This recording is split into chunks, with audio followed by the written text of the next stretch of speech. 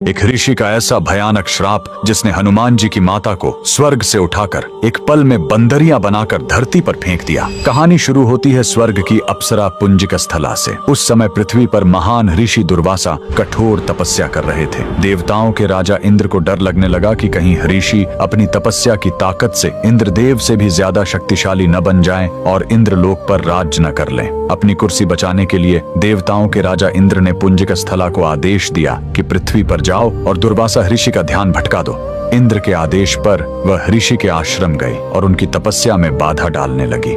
ऋषि दुर्वासा ने गुस्से में आंखें खोली और उसे श्राप दे दिया। तूने एक चंचल वानर की तरह हरकत की है, जा पृथ्वी पर तेरा चेहरा भी वानर जैसा हो जाएगा। अप्सरा ने रोते हुए ऋषि के पैर पकड़ लिए। तब ऋषि ने दया दिखाई और मुक्ति का उपाय बताया। जिस दिन तुम भगवान शिव के 11वें रुद्र अवतार को जन्म दोगी, तुम वापस अप्सरा बन जाओगी। इसी श्राप के कारण उस अप्सरा ने पृथ्वी पर वानर राज कुंजर के घर बेटी के रूप में जन्म लिया, जिनका नाम अंजना पड़ा। बरी होने पर उनका विवाह महान वानर योद्धा केसरी से हुआ, लेकिन श्राप से मुक्ति पाने के लिए उन्हें एक पुत्र की आवश्यकता थी। इसलिए माता अंजना ने हम्पी के इसी अंजनाद्रि पर्वत पर भगवान शिव की घोर तपस्या की। सालों की तपस्या से शिव जी प्रसन्न हुए और वायुदेव के माध्यम से अंजना के गर्भ में दिव्य शक्ति स्थापित की। और तब इसी पहाड़ी पर जन्म हुआ बजरंग बली का। हनुमान जी के जन्म लेते ही माता अंजना का श्राप टूट गया।